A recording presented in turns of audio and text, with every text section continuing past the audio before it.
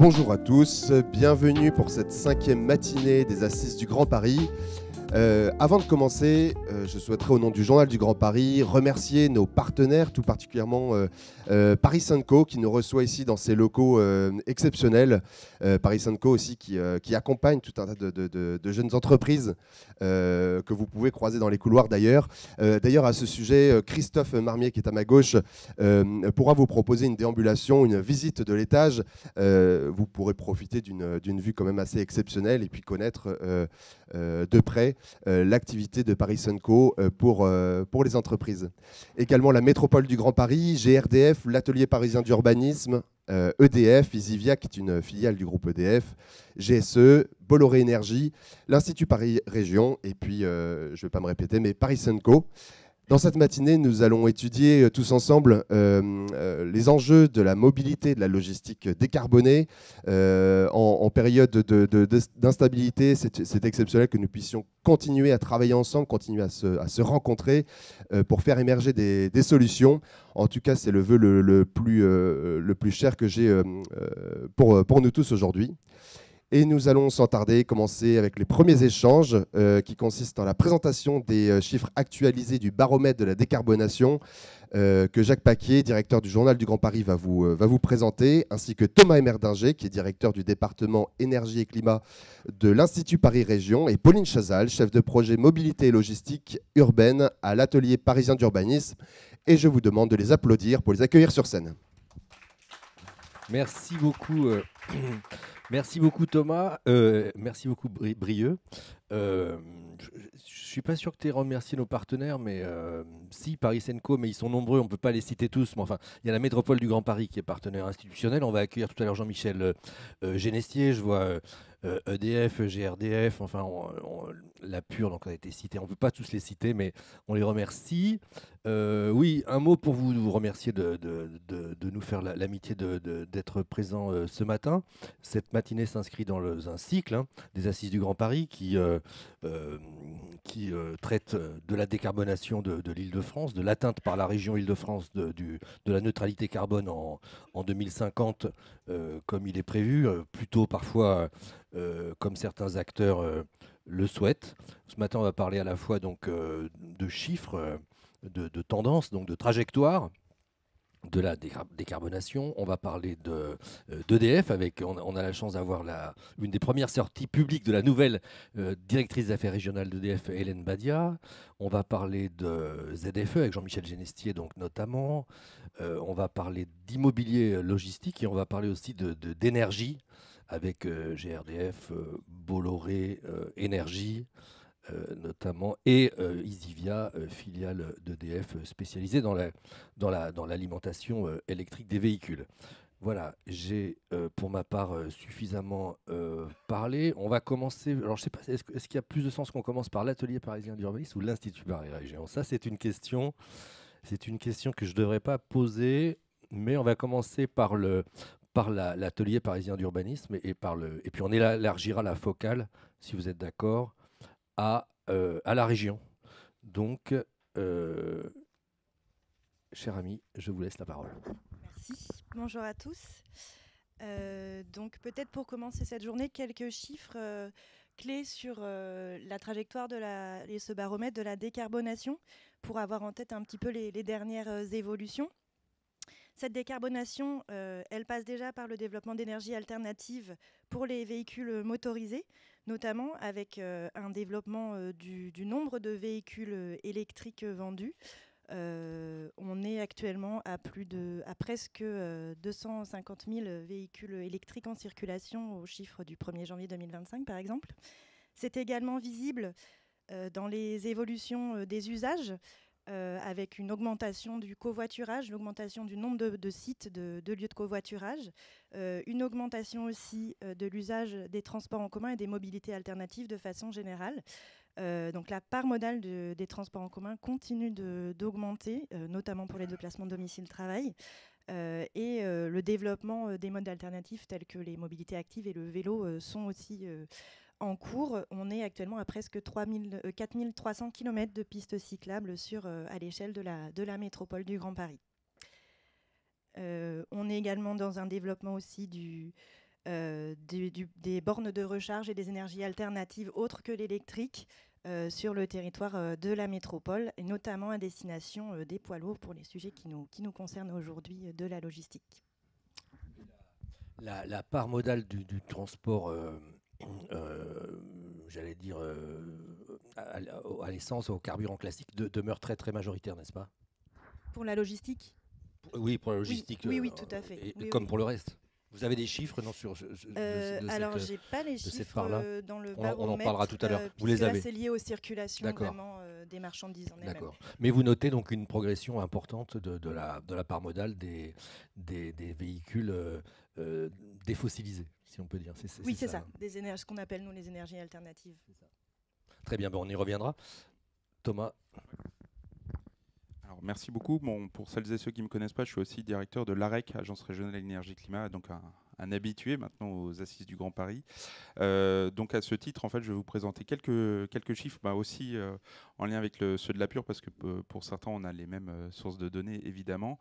Donc pour commencer, en fait, sur ce sujet logistique, énergie, etc. En fait, on a quand même 2 observatoires à l'échelle régionale. Donc, je vous crois certains partenaires de ces 2 observatoires. Donc, on a le ROSE, le réseau observatoire statistique de l'énergie et des gaz à effet de serre en Île-de-France, qui suit aussi les évolutions de trajectoire sur différents secteurs, le bâti, l'industrie, les transports évidemment, les chantiers aussi maintenant, et l'Observatoire fret et logistique en Île-de-France avec un certain nombre de partenaires institutionnels ou de la chaîne de valeur du secteur. Premièrement, si on reprend un peu la base, baromètre de la décarbonation, c'est poursuivre les trajectoires. La première chose qu'on peut dire, c'est que le transport routier, alors on a aussi d'autres secteurs qui font partie de la logistique, je pense aux plateformes aéroportuaires et l'aspect chantier aussi, parce qu'il s'agit bien de transporter souvent des matériaux et des déchets. Notamment, et puis toute l'activité aussi des engins off-road qui sont directement sur les chantiers, et ça c'est quand même un certain nombre d'engins sur l'Île-de-France. Le transport routier, c'est le premier secteur émetteur de gaz à effet de serre en Île-de-France. Après, on va considérer que le bâti est le premier si on considère le résidentiel et le tertiaire ensemble. Donc ça veut dire aussi que les efforts de décarbonation doivent absolument passer par ce secteur du transport routier, mais évidemment tous les secteurs doivent maintenir leur effort sur leur trajectoire. Par contre, ce qu'on voit, c'est que quand même depuis pas mal d'années maintenant, on observe clairement des efforts, enfin les efforts notamment de renouvellement du parc, c'est beaucoup de ça qui joue là-dessus. Il y a une très large baisse d'émissions de gaz à effet de serre qui est très visible. Donc j'ai mis en avant sur les chantiers, donc le poste est évidemment pas très important, mais on voit quand même une baisse de 28%, sachant qu'on est aussi dans des années de fort renouvellement urbain, de Grand Paris Express, etc., etc., etc. Donc les chantiers, on le voit, c'est quelque chose qui continue d'exister en Île-de-France. Les plateformes aéroportuaires, moins 22%, donc c'est entre 2005 et 2022. Et le transport routier et transport ferroviaire et fluvial, alors sur ce secteur, c'est qu'il y a aussi des différences de périmètre, de comptage, c'est pour ça qu'on observe une augmentation. Mais le transport routier, on voit clairement cette baisse de 33% qui est, je le rappelle, largement due au renouvellement du parc de véhicules des particuliers, mais aussi au renouvellement des poids lourds, des véhicules utilitaires qui consomment moins avec les normes Euro. Donc ça veut dire aussi que le secteur déjà fait contribue très largement quand même à la baisse d'émissions de gaz à effet de serre en Île-de-France, avec le secteur résidentiel qui aussi est un gros acteur de l'effort sur cette baisse. Là, le transport routier, c'est tout compris, logistique et particulier. Tout, ouais, tout. Mais après, justement, on va aller plus loin. Donc là, ça c'est en émissions de gaz à effet de serre, mais on le sait, les gaz à effet de serre sont très largement liés à la combustion d'énergie fossile, enfin en tout cas pour large majorité. Et donc là, on voit que le transport, effectivement, est très largement dépendant des produits pétroliers, donc diesel, essence, mais aussi une part de biocarburant qui est là-dedans. Là où d'autres secteurs sont avec un panache beaucoup plus fort en termes de consommation d'électricité, de consommation de gaz, de consommation de chauffage urbain ou de bois. Alors évidemment, on n'est plus aux véhicules à bois qu'on avait pendant la Seconde Guerre mondiale qui gazéifiaient le bois directement sur le véhicule. Donc ça retraduit cette baisse d'émissions de gaz à effet de serre, mais on voit quand même la large part des produits pétroliers et quand même aussi l'arrivée du gaz qui était qui était très peu visible en 2005. On avait peu de véhicules au gaz et quand même maintenant 2022, on a plusieurs milliers de véhicules au gaz en Île-de-France, donc beaucoup des bus, mais aussi des poids lourds, des bennes ordures ménagères, etc., etc. Alors gaz, mais qui peuvent aussi fonctionner au biogaz selon ce qu'elles achètent sur le réseau. Donc on le redit, hein, le parc de véhicules professionnels est encore très largement dépendant du diesel. Donc là, vous avez les chiffres sur les véhicules utilitaires, les camions et les tracteurs. Donc les utilitaires, on est à un peu plus de 600 000 unités en Île-de-France. Donc évidemment, c'est la très large majorité du parc en France et qui est à plus de 90% dépendant du diesel. Une petite part à l'essence et tout ce qui est motorisation hybride ou alternative, la Pure l'a dit. Dedans, on a l'électrique, évidemment, mais on a aussi les hybrides et aussi les véhicules hydrogène, enfin les quelques véhicules hydrogène qui roulent en Île-de-France. Donc on voit que c'est quand même ça qu'il faut, si on veut décarboner, il faut quand même taper dans ce stock. Il faut renouveler ce stock et le passer à des énergies alternatives. Également, un petit chiffre en face, c'est quand même l'évolution à la hausse du nombre de véhicules poids lourds. Donc c'est ça aussi, il y a une baisse et en même temps on a une hausse du parc, alors qui fluctue un petit peu là, mais quand même depuis 2011 on voit une petite hausse. Ce qu'on constate sur les vignettes, hein, c'est ça aussi qui va nous, enfin on va faire le lien avec la politique ZFE, mais c'est là où on voit effectivement ce fort renouvellement du parc, en particulier des critères 4 et des critères 5, tant pour les tracteurs que pour les camions. Mais ça veut dire qu'aussi beaucoup sont passés au critère 2. Donc là encore du diesel, mais beaucoup plus performant qu'avant. Mais ça veut dire qu'on n'est pas encore sur le zéro émission ou le très faible émission. Et donc les critères E, électrique et hydrogène, et critère 1, dedans il y a de l'hybride, je crois. Ça monte, mais on voit qu'il y a encore beaucoup de parts de marché à prendre si on veut décarboner toute cette partie-là. Évidemment, là, c'est une approche par technologie. Il y a d'autres approches, hein, le report modal, le fait de passer aussi plus à la logistique, la cyclo-logistique, par exemple, dans le cœur urbain, le fret ferroviaire, le fret fluvial, etc., mais qui restent stables, on va dire, dans leur part de marché sur la logistique en Île-de-France. Également, le même exercice sur les véhicules utilitaires.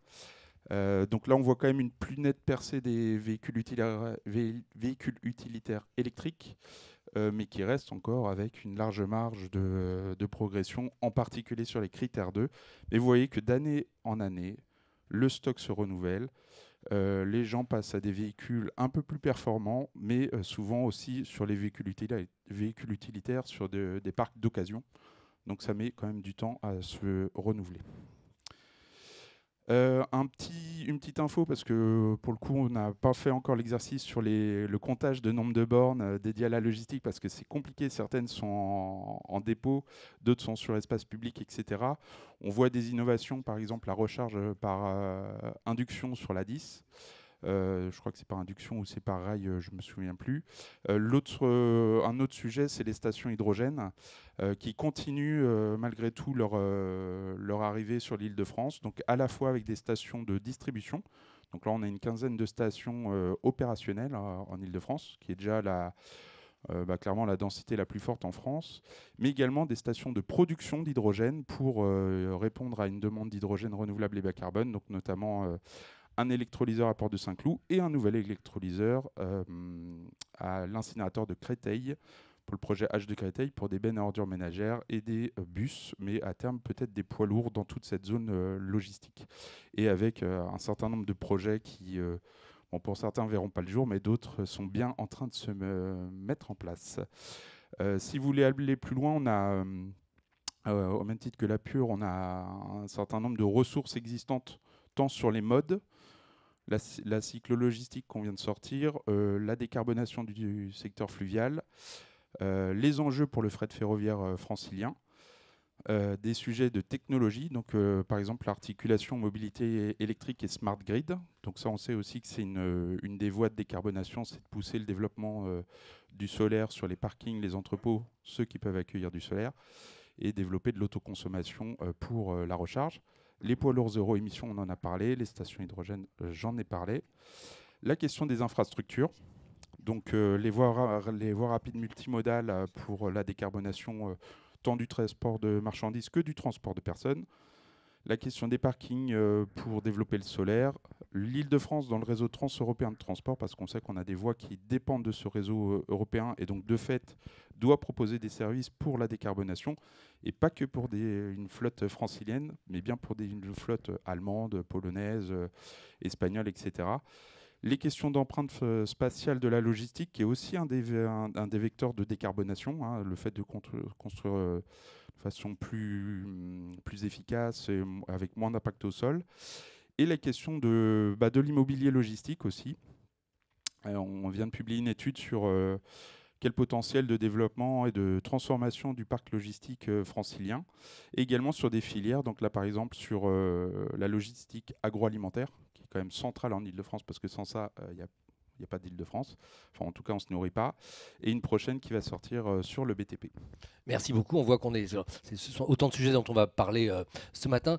Thomas, en quelques mots, c'est pas une question piège, mais dans tous les chiffres que tu nous as présentés, quels sont ceux qui te paraissent les plus remarquables, les plus significatifs et qui ont le plus d'enseignements finalement sur la période dans laquelle nous sommes? Je pense que le premier chiffre, c'est quand même la baisse de 33% depuis 2005, et on l'a vu avec un parc qui augmente. Donc ça veut dire que quand même l'efficacité énergétique, c'est un vrai levier. Et c'est un vrai levier qui marque vraiment la consommation de pétrole en Ile-de-France. Ça veut dire qu'on a besoin de moins de dépôts pétroliers, on a besoin de moins de raffineries. Enfin, en tout cas, il y a moins besoin de capacité. En même temps, on enlève le fuel du chauffage, hein, il y a aussi ça. Mais ça veut dire que ça a un vrai impact sur les infrastructures pétrolières. On le voit, il y a de moins en moins de stations essence. Ça aussi. Et on sait que la Pure travaille là-dessus, sur la transformation des stations essence vers d'autres énergies. Donc ça, c'est aussi c'est un marqueur fort. Par contre, on le voit, on ne change pas tout de suite de technologie. On n'a pas encore ce gap technologique. On est plutôt dans un renouvellement en continu des flottes et pour aller vers plus d'efficacité énergétique, mais pas encore vers les nouvelles énergies. Alors on le voit, ça arrive. Hein, on parle quand même de milliers de poids lourds électriques ou au moins dizaines de milliers d'utilitaires électriques. Les poids lourds gaz aussi, ça c'est clairement la grosse flotte en Europe, c'est en Île-de-France. Hein, on est un des seuls pays européens qui mise sur cette technologie-là, donc on est encore dans une vision multi-énergie, l'hybride aussi, l'hydrogène, même si là on est à l'échelle de quelques véhicules. Donc on est encore dans une vision multi-énergie. Donc il y a ça aussi, je pense, qui reste à dire. Merci infiniment. Pauline Chazal, vous vouliez nous dire un mot sur la cyclo-logistique, n'est-ce pas? Merci. Oui, et sur le report modal de façon générale, puisqu'on a la chance en Ile-de-France d'avoir bon nombre de ports, et des ports aussi très structurants à l'échelle régionale et nationale. Donc on a effectivement du fluvial. On a en tête les exemples assez récents de Ikea, Franprix ou Fludis. On a aussi un réseau ferroviaire assez important, mais qui est très fortement sollicité par le transport de voyageurs. Et on a aussi, depuis plus récemment, le développement de la cyclo-logistique, donc plutôt pour la logistique du dernier kilomètre, qui est un paramètre important quand on parle de décarbonation. Puisque un vélo cargo peut transporter jusqu'à 350 kg de marchandises et du coup émet un impact carbone 2 fois moindre qu'un véhicule utilitaire léger électrique et jusqu'à 7 fois moins qu'un diesel. Donc c'est vraiment un levier important, ça dépend évidemment du volume qu'on souhaite transporter par tournée. Et c'est quelque chose qui se développe dans la métropole. On a recensé 39 entreprises de cyclo-logistique qui sont implantées dans 63 sites, donc qui ont aussi plusieurs sites et qui commencent à créer un maillage vraiment pour couvrir l'ensemble du territoire de la zone dense. Et c'est des entreprises qui sont globalement assez récentes, puisque 2 tiers d'entre elles ont moins de 10 ans d'existence et qui, pour une partie, cherchent leur stabilité économique. Et ont besoin aussi de pouvoir se développer avec une certaine sécurité, une certaine vision à moyen ou long terme qu'ils cherchent à développer. On en parlera tout à l'heure, notamment avec M. Aiglehoux, qui représente les transporteurs. Mais parce qu'à la fois, on ne peut pas tout véhiculer avec un vélo cargo, mais cela dit, c'est beaucoup moins anecdotique que ce qu'on pourrait penser. Tout à fait. Et c'est effectivement à réfléchir en complément déjà d'un approvisionnement initial qui est souvent en poids lourd aux horaires où c'est autorisé et de façon le plus discrète possible, notamment avec tout ce qui est certification Certibruit pour les livraisons silencieuses. Voire, il y a beaucoup d'entreprises, une partie d'entre elles, la majorité, je crois que c'est 60%, qui ont une activité mixte cyclo-logistique et logistique routière pour ajuster en fonction du besoin. Merci Thomas, vous vouliez ajouter un mot? Quelque chose que j'ai oublié de citer, c'est aussi, on a beaucoup parlé la cyclo-logistique poids lourd, la question du fluvial. À 2024, ça a été l'année des JO, ça a été une année aussi avec la cérémonie d'ouverture d'occasion de renouveler un certain nombre de moteurs. Donc il y a eu un très très gros effort fait, notamment financé par le PAMI, le plan d'aide à la modernisation, donc financé par VNF, Région Normandie, Région Île-de-France et l'ADEME et Banque des territoires de mémoire. Et je crois qu'on était sur 80 bateaux qui ont été passés à des motorisations alternatives, donc beaucoup de l'hybride. C'est-à-dire batterie et on garde le moteur thermique, mais ça veut dire que quand ils sont en secteur urbain, ils utilisent la batterie. D'autres sont passés au biocarburant, parce que ça c'est une offre disponible et qui va l'être d'autant plus avec Grand Puy, la mise en service de Grand Puy l'année prochaine, la bio-raffinerie de Total Énergie. D'autres sont passés au gaz, biogaz, et d'autres sont passés à l'hydrogène. Donc là, il y a eu un très très gros effort fait et on a quand même une très grosse flotte maintenant motorisation alternative, là où le fluvial était très largement dépendant du fuel. Merci infiniment. Et bien pour tout ça, on peut vous applaudir, je pense.